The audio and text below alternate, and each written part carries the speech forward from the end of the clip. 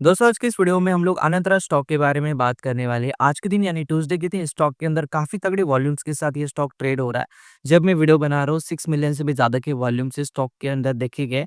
तो आज की इस वीडियो में इसके फंडामेंटल्स को देखने की कोशिश करेंगे। ऐसी कौन-सी न्यूज़ जिसके बेस के ऊपर ये स्टॉक इतना बड़ा हाइप में आ रहा है, इसके बारे में भी डिस्कशन करेंगे। और एज़ ए इन्वेस्टर आपको कौन-कौन सी चीज़ें पता होनी चाहिए, इसके बारे में डिटेल में बात करेंगे। वीडियो को मैं स्टार्ट करूँ उससे पहले चैनल के ऊपर आप पहली बार आए हो, मुझे पहली बार देख रहे हो तो मेक श्योर कीजिए चैनल को आप सब्सक्राइब करो। यहाँ पे हम लोग स्टॉक मार्केट के रिलेटेड बहुत सारी चीज़ों के बारे में बात करते हैं।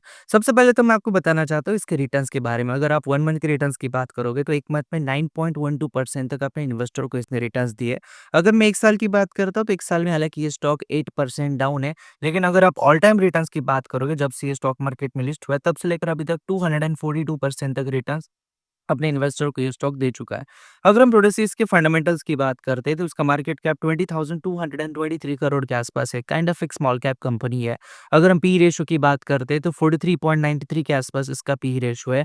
वहीं पे अगर मैं इंडस्ट्री की पी रेशियो की बात करता हूँ तो इंडस्ट्री का पी रेशियो एवरेज 41 के आसपास है। तो इंडस्ट्री पी रेशियो के मुकाबले एक एवरेज वैल्यूएशन के ऊपर ये स्टॉक ट्रेड कर रहा है। अगर मैं रिटर्न ऑन इक्विटी की बात करता हूँ 10.23 के आसपास इसका रिटर्न ऑन इक्विटी है और ईपीएस की बात करते हैं हम लोग तो 13.41 के आसपास इसका ईपीएस है। अगर हम थोड़े रिवेन्यूज देखते हैं specially year on year basis के ऊपर तो 2021 में जहाँ पे 270 करोड़ के आसपास रिवेन्यूज थे वहां से वो रिवेन्यूज बढ़कर 2100 करोड़ के आसपास हो चुके हैं। तो काइंड ऑफ एक 10x जंप लगभग आपको नजर आती है इन टर्म्स ऑफ रिवेन्यूज पिछले 5 साल में।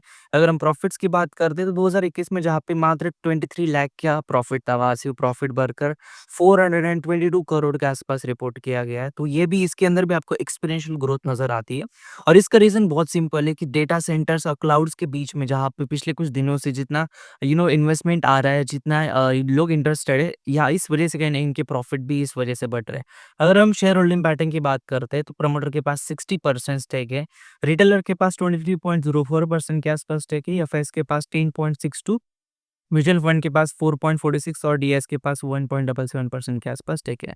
हालाँकि इस स्टॉक के बारे में एक न्यूज़ आ रही है कि आने वाले दिनों में पोटेंशियल डेटा सेंटर के जो इंसेंटिव्स है, ये गवर्नमेंट ऑफ इंडिया दे सकती है और जो उनका टैक्स है, इसके बारे में भी रिलीफ आ सकता है।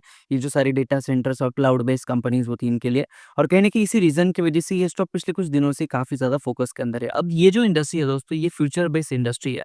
ये जो अनंतराज कंपनी है, इसने मतलब एक्सपेंशन किया अपना ये डेटा सेंटर्स और क्लाउड बेस्ड सिस्टम के अंदर और ये जो फ्यूचरिस्टिक बिज़नेस है, इसके अंदर कहीं न कहीं गवर्नमेंट ऑफ इंडिया भी अपना बहुत कुछ इन्वेस्टमेंट लाने की कोशिश कर रहा है और गवर्नमेंट ऑफ इंडिया ऐसी कंपनीज़ को सपोर्ट करने की कोशिश कर रहा है, जो इन सारे सेक्टर्स में काम करती है।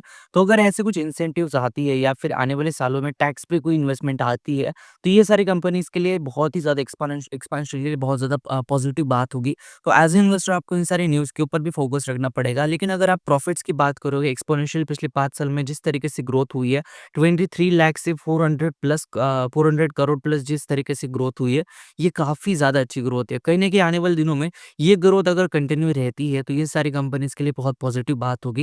लेकिन फिर भी ये कोई बाय और सेल रिकमेंडेशन है नहीं, कोई भी पा स्टॉक को बाय और सेल करने से पहले आपके स्टॉक मार्केट एडवाइज़र की सलाह ज़रूर लीजिए। धन्यवाद दोस्तों, ये वीडियो देखने के लिए। धन्यवाद।